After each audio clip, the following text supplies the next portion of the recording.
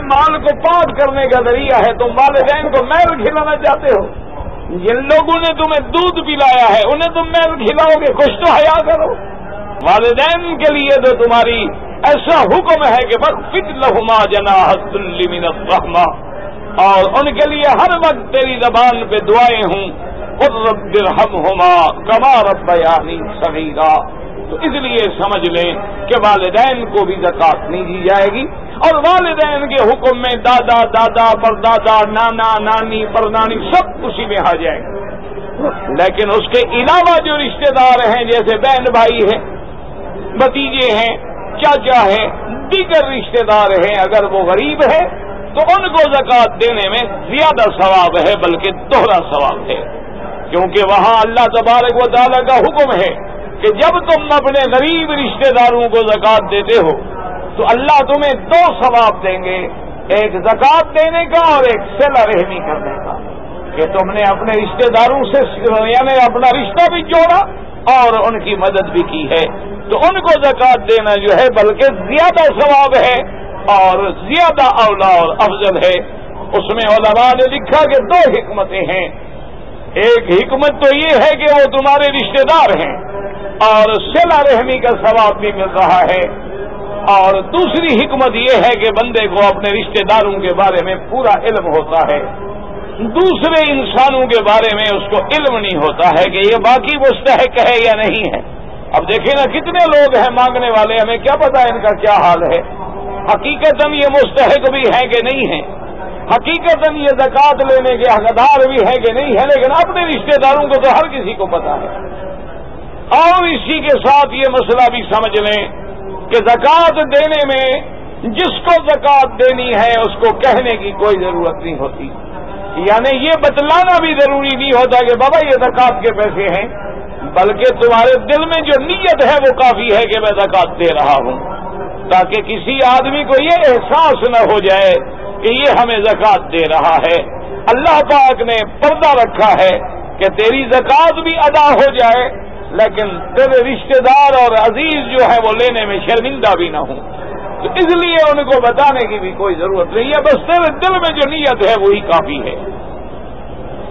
اور اسی طرح زکوٰۃ کے احکام میں یہ بھی سمجھ لیں کہ زکوٰۃ دینا جو ہے اللہ تبارک و تعالیٰ نے قرآن میں فرض کر دیا ہے اور غریبوں اور مسکینوں کا حق بنا دیا ہے، لہذا اگر تم کسی غریب کو زکوٰۃ دیتے ہو، اگر تم کسی مسکین کو زکوٰۃ دیتے ہو تو یہ احسان نہیں کر رہے ہو، بلکہ یہ تو اللہ کا فرض ہے جو ادا کر رہے ہو، یہ تو اللہ تبارک و تعالیٰ نے تمہارے ذمے رکھا ہے جو ادائیگی کر رہے ہو۔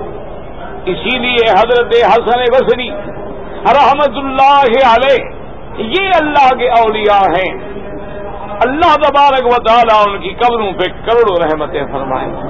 دعا کیا کرو کہ اللہ تبارک و تعالیٰ ہمیں اپنے بندوں کی محبت نصیب فرما دے، اللہ ہمیں اولیاء اللہ کی محبت نصیب فرما دے۔ حضرت حسن بصری رحمت اللہ علیہ یہ ہے اتباع سنت کہ آپ کی خدمت میں اگر کوئی غریب آدمی آتا، کوئی مانگنے والا، کوئی سائل آ جاتا، فقیر آ جاتا، تو حضرت حسن بصری رحمت اللہ علیہ چادر بچھا کے استقبال کرتے، اس کو بٹھاتے۔ جب ساتھی کہتے کہ حضرت اتنی کیا ضرورت ہے، وہ تو ویسے مانگنے آیا تھا، تو آپ فرماتے ہاں اولئک برید الآخرہ، کہ اللہ کے بندے یہی تو ہمارے ڈاکیے ہیں جو ہماری ڈاک لے کے آخرت میں پہنچا رہے ہیں، اگر یہ غریب نہیں ہوں گے تو ہم کس کو زکوٰۃ دیں گے، ہم کس کو خیرات دیں گے، یہی لوگ تو ہیں جو ہماری ڈاک جنت میں محفوظ کر رہے ہیں، اس لیے یہ تو واجب الاحترام ہے۔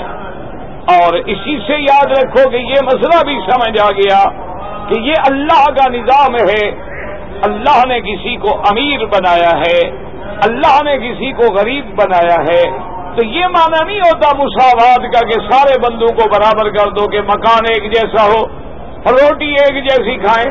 اللہ کے بندے یہ تو برابر کر دو کہ عقل کیسے برابر کرو گے، سب کا قد و قامت کیسے برابر کرو گے، سب کی ذہانت و لیاقت کیسے برابر کرو گے۔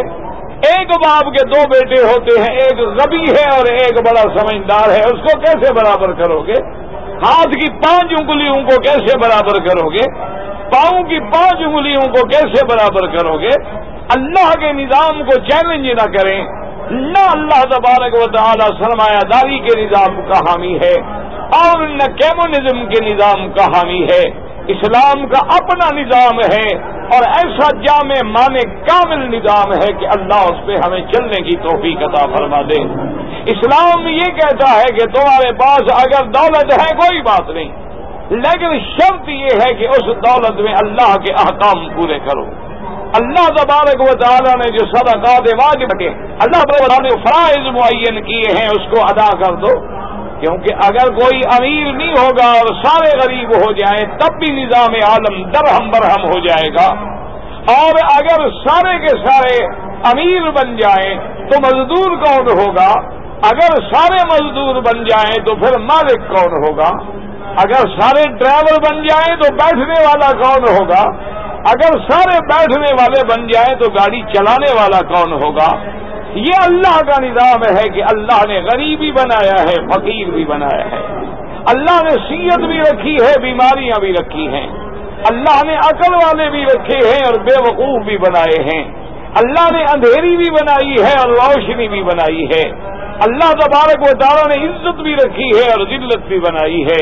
अल्लाह ने सिद्क भी है और किज़्ब भी है, हक भी है और बातिल भी है, नूर भी है और जुल्मत भी है। और इसी इम्तिहान में कामयाबी का नाम कामरानी और इस्लाम व ईमान है। इसीलिए इस्लाम ये कहता है कि ज़कात का माना ही ये है कि तुअख़ज़ु मिन अग़नियाइहिम व तरुद्दु इला फ़ुक़राइहिम, कि मुसलमानों के अमीरों से ज़कात ली जाएगी और मुसलमानों के गरीबों को ज़कात दी जाएगी। और ये ज़कात का निज़ाम इतना आला है, खुदा जानता है अल्लाह के हरम में। मैं पूरी जिम्मेदारी से ये कहता हूँ कि आज भी इस्लामी मुल्क, आज भी इस्लाम का नाम लेने वाले मुमालिक जो अपने आप को इस्लामी मुल्क कहते हैं और बदकिस्मती से मां सिवाय इस हुकूमत के और सऊदी अरब के बाकी मुल्कों को आप मुसलमानों के मुल्क तो कह सकते हैं, लेकिन इस्लामी मुल्क कहना मुझे समझ नहीं आया कि जहां इस्लाम के सिवा सब कुछ है, अगर नहीं है तो सिर्फ इस्लाम नहीं है। यानी आपके पास हर कानून बनता है, आपके पास आप देख लें कि पैदाइश पे भी टैक्स है, मौत पे भी टैक्स है, वेल्थ पे भी टैक्स है, ज़िराअत पे भी टैक्स है, सेल्स पे भी टैक्स है, इनकम पे भी टैक्स है। यानी टैक्सें इतनी ज्यादा है कि आदमी कम है और आमदनी के जराए भी कम हैं। लेकिन अगर निजाम नहीं है तो ज़कात का नहीं है।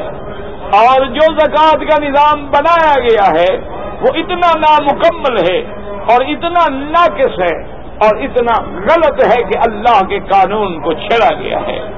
आप देख लें कि आपके मुल्क में ज़कात सेविंग अकाउंट से काटी जाती है।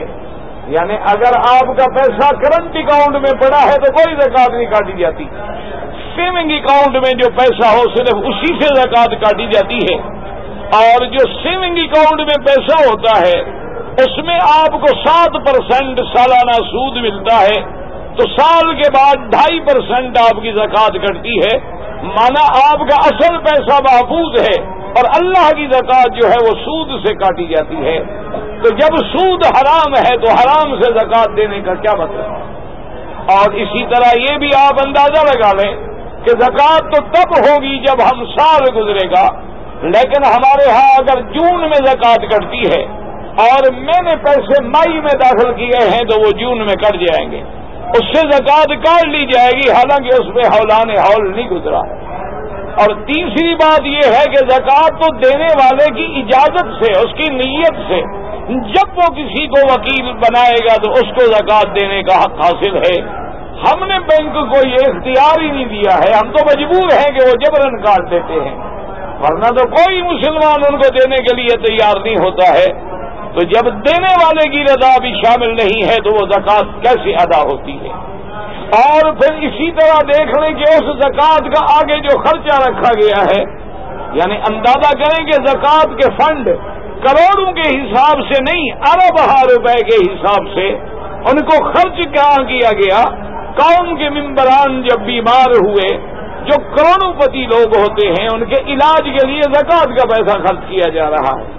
کسی رفاہی کام میں زکوٰۃ کا پیسہ خرچ کیا جا رہا ہے جو عین اسلام اور قرآن کے احکام کے خلاف ہے۔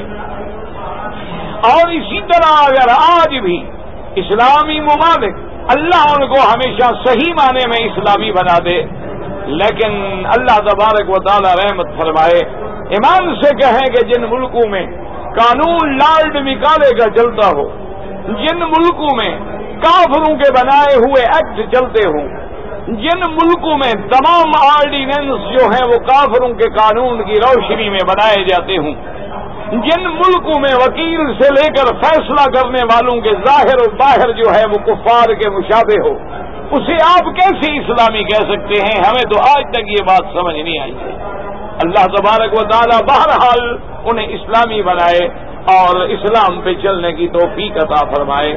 اگر آج بھی دنیا کا کوئی ملک اسلام کے اسی نظام کو لے لے کہ زکوٰۃ امراء سے لی جائے اور غرباء میں صحیح معنی میں تقسیم کی جائے، اور زمینوں کا صحیح معنی میں عشر لیا جائے، مویشیوں کی زکوٰۃ صحیح معنی میں لی جائے، اور تمام دنیا کے ٹیکسز ختم کر دیں تو انشاءاللہ غربت ختم ہو جائے گی، کیونکہ یہ اللہ تبارک و تعالیٰ کا فیصلہ ہے۔ اللہ نے فرما دیا ہے کہ میں سودی معاملات کو برباد کر دیتا ہوں اور صدقات کے اندر میں برکات پیدا کرتا ہوں، اور اس کے اندر میں خیرات پیدا کرتا ہوں، اور اس تھوڑے کو میں بڑھا دیتا ہوں، اس میں برکتیں پیدا کرتا ہوں۔ یمحق اللہ الربا ویربی الصدقات۔ اور اسی طرح یاد رکھیں کہ اللہ نے خود اپنے نبی پاک کو، اپنے پیارے پیغمبر صلی اللہ علیہ وسلم کو یہ حکم دیا تھا کہ خذ صدقۃ من اموالہم، اللہ کے نبی ان کے مالوں سے آپ خود وصول فرمائیں۔ اور اسی طرح اللہ نے فرما دیا وفی اموالہم حق معلوم للسائل والمحروم، ہم نے اپنے بندوں کو جن کو مال دیا ہے ان کے مال میں مانگنے والوں کا بھی حق ہے، اور جو مانگنے سے دور بیٹھے ہوئے ہیں اور غریب ہیں مسکین ہیں ان کا بھی حق ہے۔ تو اللہ تبارک و تعالی نے ان آیات مبارکہ میں یاد رکھیں کہ مصاریف کی معین کر دی ہے حد۔ اور اسی طرح ایک مسئلہ یہ بھی سمجھ لیں کہ مثال کے طور پر زکوٰۃ سے کسی مدرس کو مدرسے میں آپ تنخواہ نہیں دے سکتے ہیں، کسی مدرس کی تنخواہ دینی جو ہے زکوٰۃ سے وہ جائز نہیں ہے، کسی مؤذن کی تنخواہ دینا جو ہے وہ جائز نہیں ہے، زکوٰۃ کے مصاریف کا ان سے کوئی تعلق نہیں ہے، کیونکہ وہ اتنا معین ہے کہ اس میں اللہ کے پیغمبر کو بھی تبدیل کرنے کا کوئی حق نہیں پہنچتا، اور یہ اللہ تبارک و تعالی نے خود معین فرما دیے ہیں۔ اور اسی طرح جو آج ہم آیات مبارک تلاوت کر رہے ہیں اس میں اسی صدقات واجبہ۔ اچھا ایک بات ہمیں یاد رکھ لیں کہ صدقہ کو صدقہ کیوں کہتے ہیں، یاد رکھ لیں صدقہ کا معنی ہوتا ہے خیرات۔ اب وہ صدقہ کبھی تو واجب ہے جو اللہ نے واجب کیا ہے، جیسے صدقہ فطر ہے کہ جب ہم عید پڑھنے کے لیے آتے ہیں عید الفطر تو عید کی نماز سے پہلے ہمیں صدقہ فطر ادا کرنا ہے، اور یا ایک دن پہلے بھی ہم ادا کر سکتے ہیں، لیکن جب عید کی نماز ہو جائے اس کے بعد پھر صدقہ فطر کا وقت جو ہے وہ گزر جاتا ہے۔ اور صدقہ کو صدقہ کیوں کہتے ہیں یاد رکھیں، صدقہ صادق صدق یہ مادہ ہے، ایک معنی ہوتا ہے کہ اللہ کے راستے میں دینے والا یہ ظاہر کرتا ہے کہ یا اللہ میں اپنے قول و فعل میں سچا ہوں، میں تیرے حکم کی تعمیل کر رہا ہوں، اور تیرے حکم میں یہ مال جو دے رہا ہوں میں بالکل سچ بول رہا ہوں، تیری رضا کے لیے دے رہا ہوں، اسی لیے اس کو کہا جاتا ہے صدقہ۔ تو لفظ صدقہ میں عام خیرات بھی شامل ہے، نفلی خیرات بھی شامل ہے، واجب اور غیر واجب بھی شامل ہے، لیکن جہاں زکوٰۃ کے احکام آئیں گے وہاں کسی کو تبدیل کرنے کا کوئی حق نہیں پہنچتا ہے۔ اس لیے میرے اللہ نے ان آیات مبارک میں ارشاد فرمایا انما الصدقات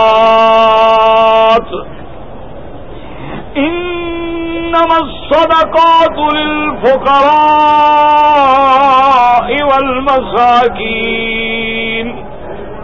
والمساكين والعاملين عليها والمؤلفة والمؤلفة قلوبهم وفي الرقاب والغارمين وفي سبيل الله وابن السبيل فريضة من الله واللہ علیم حکیم۔ اللہ نے فرمایا میرے مدنی پاک صلی اللہ علیہ وسلم اعلان کر دیں، انما، یاد رکھیں انما حصر کے لیے بند ہو گئی یہ خیرات ان چیزوں میں، انما یہ حرف جو ہے اس کو کہتے ہیں جملہ حصر کے لیے، حرف حصر پڑھ، انما حرم علیکم المیتۃ والدم ولحم الخنزیر، تو اس لیے اللہ نے فرمایا کہ میرے مدنی، میرے پیارے، میرے محبوب اعلان کر دیں کہ الصدقات للفقراء، یہ صدقات، اس سے مراد صدقات واجبہ یعنی زکوٰۃ، کن کے لیے؟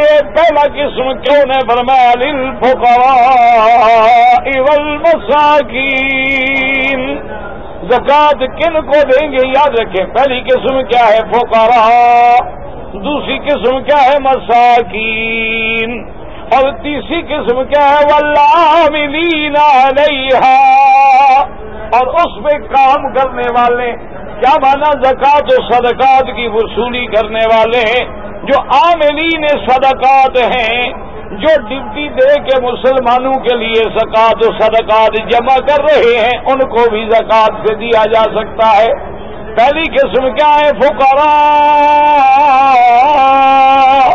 دوسری قسم کیا ہے؟ والمساکین۔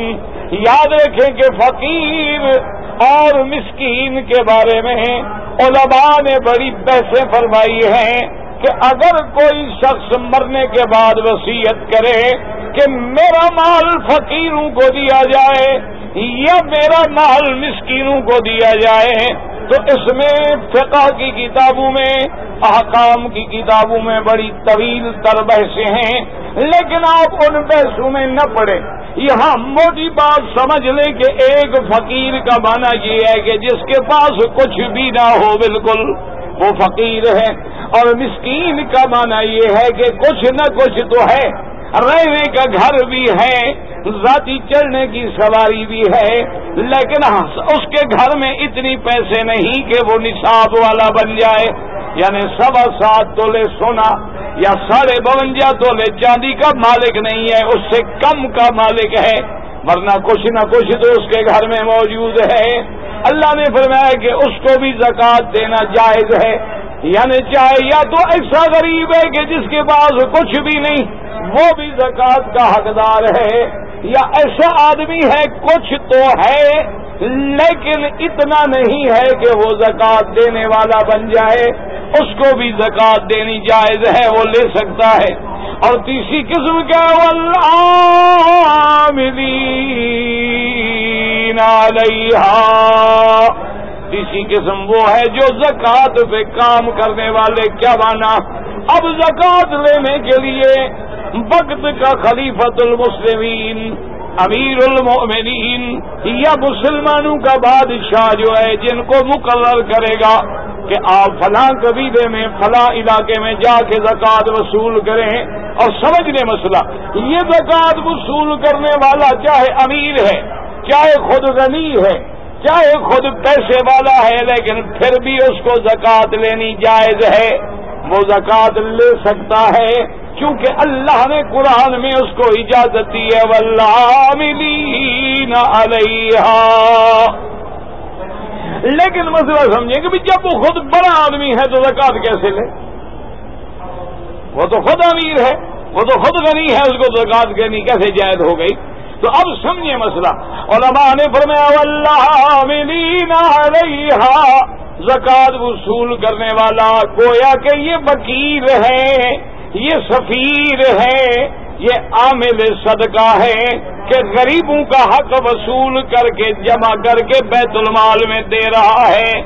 اب جب اس نے زکوٰۃ لی ہے اور آپ نے دی ہے، آپ نے کس کے لیے دی ہے؟ غریبوں کے لیے دی ہے نا، تو گویا آپ کی زکوٰۃ تو ادا ہو گئی کہ آپ نے غریبوں کے لیے دی ہے، اور وہ بھی کن کے لیے جمع کرائے؟ غریبوں کے لیے جمع کرے. اب یہ مال کن کا بڑھ گیا؟ غریبوں کا. اب غریب اس کو معاوضہ دیں گے، کیونکہ ہر غریب کو تو اصول نہیں ہے کہ وہ خود بیچارہ جا کے کہاں سے زکات جمع کرے. تو اب تو اس کو غریب اس خدمت کا بدلہ دے رہے ہیں گویا کہ. اس لیے عاملین علیہا، ان کو زکات دینی جائز ہے.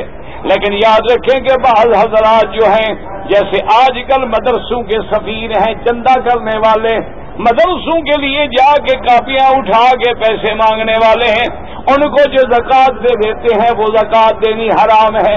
اس لیے کیوں؟ یہ تو وہ غریبوں کے وکیل نہیں ہے، یہ تو الٹا امیروں کے وکیل ہے. یہ تو مدرسے والوں کے سفیر ہیں نا. ان کو تو مدرسے والوں نے اختیار دیا، غریبوں نے تو اختیار نہیں دیا ہے کہ ہماری جا کے زکات لے آؤ. تو ان پر زکات کا پیسہ خرچ کرنا جو ہے ناجائز ہے. ان کو اگر دینا ہے تو زکات کی مد کے علاوہ تنخواہ دی جائے، ان کو اگر دینا ہے تو دوسرے مصارف سے دیا جائے گا. اور علماء نے فرمایا کہ عاملین علیہا، ان کو بھی تو غریبوں نے وکیل نہیں بنایا. علماء نے فرمایا وہ نہ بنائیں، لیکن امیر المومنین نے، خلیفۃ المسلمین نے یا مسلمانوں کے بادشاہ نے جو حکم کیا ہے وہ گویا اپنے سارے رعایا کا ولی الامر ہے. اس کا بنانا جو ہے گویا سارے غریبوں کی طرف سے حق ہے. اس لیے فرمایا والعاملین علیہا، صدقات و زکات کی وصولی کرنے والوں کے لیے بھی زکات جائز ہے. اس لیے ایک مسئلہ دماغ میں رکھ لیں. کبھی کبھی سوال پیدا ہوتا ہے کہ وہ کون سے امیر ہیں جن کو زکات لینی جائز ہے. طالب العلموں سے استاد کبھی کبھی سوال کرتے ہیں، امتحان میں سوال آ جاتا ہے کہ بھئی آپ ہمیں بتائیں کہ ہو تو امیر لیکن زکات لے سکتا ہو. تو ان میں ایک وہ ہے والعاملین علیہا، زکات کی وصولی کرنے والا چاہے وہ امیر ہو اس کو بھی اس زکات کے پیسوں سے معاوضہ دینا جائز ہے. اور اسی طرح علماء نے فرمایا مجاہد فی سبیل اللہ، جو اللہ کے جہاد کے لیے نکلے، چاہے اپنے وطن میں اس کے پاس دولت موجود ہے، پیسہ موجود ہے، لیکن بوجہ جہاد کے سفر میں راستے میں کچھ نہیں رہا تو اس کے لیے بھی زکات لینا جائز ہے. اب دیکھو ہے تو امیر لیکن زکات لینا اس کے لیے بھی اللہ نے جائز کر دیا ہے. اور اسی طرح یاد رکھیں کہ اگر کوئی غریب ہے، امیر ہے، غنی ہے، لیکن اس کو کوئی مسکین، کوئی غریب زکات لے کے اپنے پیسے میں سے دے دے تو اس غنی کو بھی لینا جائز ہے، کیونکہ زکات غریب کا حق تھا. غریب نے لینے کے بعد جب مالک بن گیا، اب وہ بڑے آدمی کو دے رہا ہے تو گویا غریب ہدیہ کر رہا ہے، اس کو زکات نہیں دے رہا. یہ بھی ائمہ نے استدلال کیا ہے حدیث رسول اللہ سے کہ میرے آقا آمنہ کے لال حبیب کبریا سیدنا محمد الرسول اللہ صلی اللہ علیہ وسلم ایک دن اپنے گھر میں تشریف لے آئے. آپ کی بیوی نے آپ کی خدمت میں جب کھانا پیش کیا تو گوشت گھر میں پک رہا تھا، گوشت پیش نہیں کیا. حضور نے فرمایا کیا وجہ ہے؟ گھر میں گوشت بھی پک رہا ہے اور مجھے گوشت نہیں دیا گیا. انہوں نے کہا یا رسول اللہ انہا من الصدقۃ، وہ گوشت جو ہے وہ تو صدقہ خیرات کا مال ہے اور آپ صدقہ نہیں کھاتے ہیں. آپ نے فرمایا عجیب بات ہے، انہا لک صدقۃ. آپ نے فرمایا میری بیوی آپ غریب ہیں، آپ کو تو صدقہ لینا جائز ہے، لیکن آپ جب مجھے دیں گی تو لنا ہدیۃ، میرے لیے تو وہ ہدیہ بن جائے گا. تو اس لیے علماء نے فرمایا کہ اگر کوئی غریب لے دے، اسی لیے فقہا نے ایک اور صورت بھی رکھی ہے کہ اگر مثلا ایک غریب آدمی ہے، اس کو زکات میں گندم ملی ہے، اس کو زکات میں چیزیں ملی ہیں، اور کوئی بڑا آدمی پیسے دے کر خرید لے تو جائز ہے، کیوں وہ بیچنا چاہ رہا ہے. اب یہ بڑا آدمی ہے خریدنے والا، لیکن اس کو زکات کا مال خریدنا چاہے، وہ تو خرید رہا ہے نا، وہ بطور زکات کے نہیں لے رہا.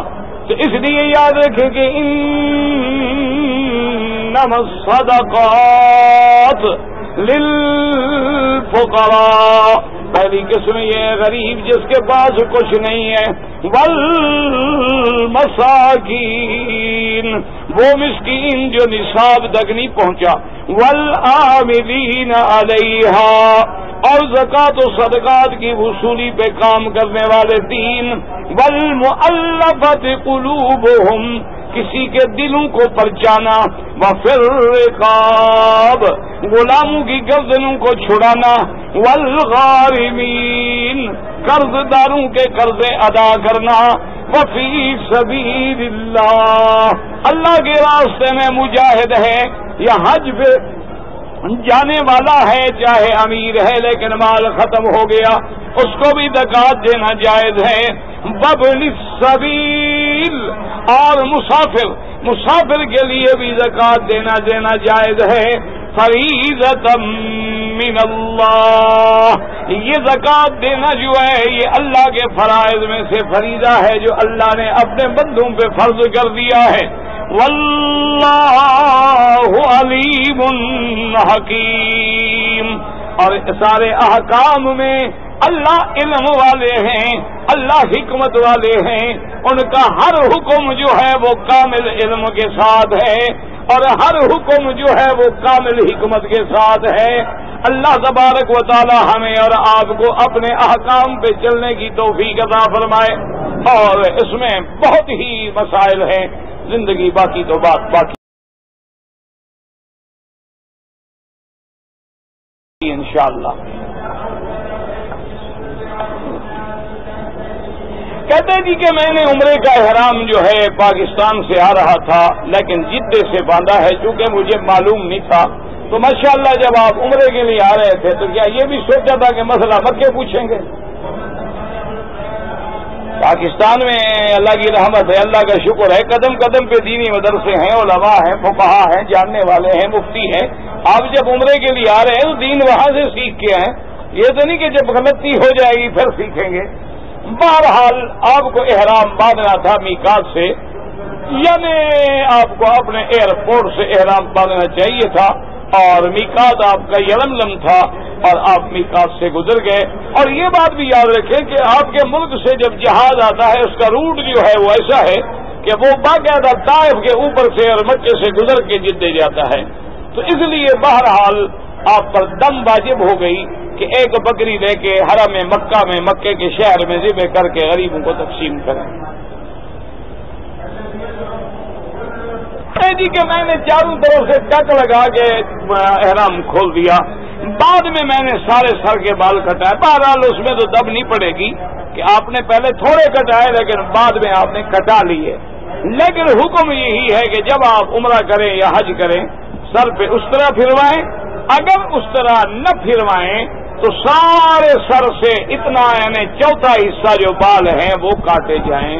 یہ جو ٹک لگا لیتے ہیں 2-3 عورتوں کی طرح، اس سے نہ آپ احرام سے نکلتے ہیں، حلال بھی نہیں ہوتے، اور نہ آپ عمرے سے فارغ ہوتے ہیں، بلکہ اس کے بعد لاکھ آپ کپڑے پہن لیں، اگر آپ میاں بیوی ملیں گے تو گویا آپ احرام میں ہیں، کیونکہ آپ نے بال صحیح کاٹے نہیں، احرام سے آپ نکلے نہیں۔ اس لیے ہمیشہ احتیاط کریں کہ اگر عمرہ کرنا ہے تو سنت کے مطابق کریں۔ آپ خواہ پھر خون لگا کے اپنا نام شہیدوں میں کیوں رکھنا چاہتے ہیں؟ اگر آپ کو بال اتنے پیارے ہیں تو اللہ میاں کو کوئی ضرورت نہیں آپ کے عمرے کی، کب آباد رہے گا، فکر نہ کریں۔ آپ اپنے بالوں کو بچائیں۔ انگریز فیشن کے لیے کہے تو آپ آدھے رکھ کے نیچے ساری مشین پھروا لیتے ہیں، محمد عربی فرمائے تو شرم نہیں آتی ہے؟ یہ کون سے مسائل ہیں؟ یہ کون سا عمرہ ہے اور کون سا حج ہے؟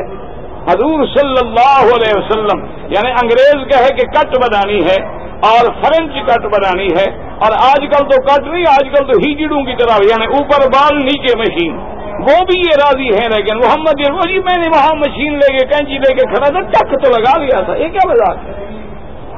اللہ کے دین کو کوئی ضرورت نہیں ہے آپ کی، ساری دنیا بھی عمرہ نہ کرے، کعبے کی شان کم نہیں ہوگی۔